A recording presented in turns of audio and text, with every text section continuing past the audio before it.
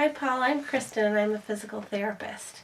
Thank you for all the information you had given me to help you, and the pictures were very helpful. The Egoscue method, which is what you're currently using, is an excellent way to address postural asymmetries, and it seems to be really helping you up to this point. So that's a great method, and I'm glad you're doing that. As far as addressing your heel pain, that is clearly plantar fasciitis, and I will explain some of those exercises again for you to make sure you're addressing that.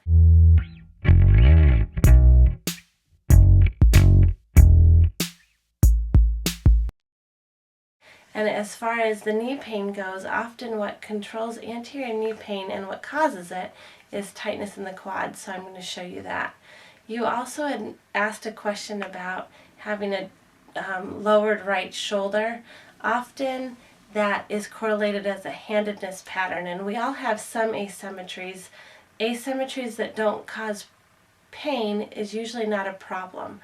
I say a handedness pattern. My guess is that you're right-handed. Often right-handed people have a depressed right shoulder and an elevated right hip. It's very common. As long as it's not too dramatic, you probably won't have any pain. What's more important in addressing that as far as the asymmetry is that posturally you stay strong and upright.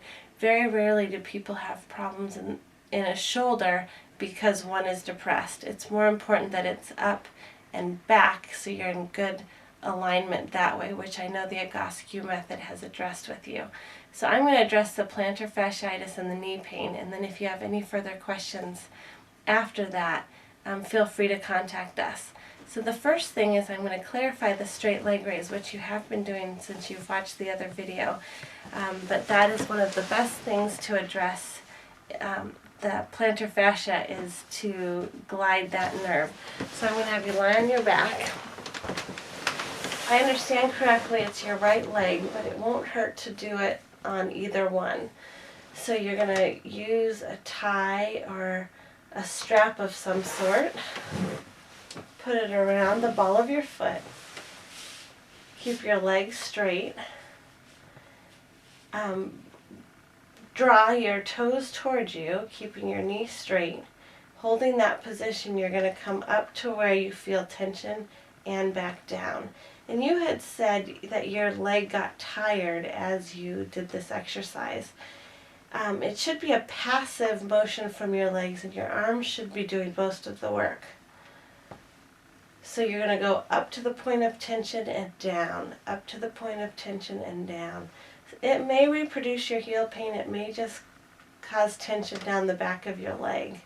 And as you loosen up, it should help relieve that tension in the back and relieve your heel. Morning pain in the morning is a classic sign of plantar fasciitis, and as your foot warms up, your foot begins to feel better. So doing the straight leg raise, again holding your toes towards you, going towards the point of resistance and back down, and pumping into the discomfort, out, in, out, in, out. And performing this for 3 to 5 minutes daily. I would go ahead and do it on both legs. Will help address that pain in your heel. The next thing I'm going to have you do is stretch your calf out. So for that, you're going to stand, put your left foot forward, right foot back, and shift your weight forward so you feel a stretch in the back of the right calf. You're going to hold that stretch for 15 seconds, and then bend the knee, and you'll feel the stretch lower down, closer to the base of the heel. And again, hold it, that stretch for 15 seconds. Your weight goes onto the front leg as you stretch the back leg. You're going to perform that twice. And go ahead and do it on both legs, where you shift your weight forward, feel a stretch in the back of the calf, hold it for 15 seconds, and then you're going to bend your knee, feeling the stretch lower down on the foot, holding it for 15 seconds. Then to address the anterior knee pain and pain just below your patella, you're going to grab your foot, knee pointed down towards the floor, and you're going to feel a stretch through your quad. Hold that stretch for 15 seconds. The quad wraps and inserts it on the top of the kneecap and then becomes the patellar tendon. So by stretching the quad out, it really takes a lot of the tension off the kneecap, which should release some of that discomfort you're having.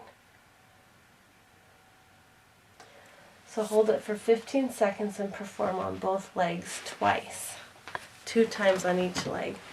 The next exercise is for your feet. Part of plantar fasciitis, which it looked like from the pictures you sent, is that you're very pronated, so your feet are have fallen, so you have a flat foot. So what we want to do is strengthen the arch, which relieves the pressure off that plantar fascia. So the first exercise for that, to address that, is I'm going to have you do windshield wipers with your feet. Your heels stay in a stationary position, and you pull up on the arch, keeping your great toe on the ground. And you're going to do 2 sets of 15. And I look for the quality of movement versus the quantity, so getting a pure motion is more important than going fast.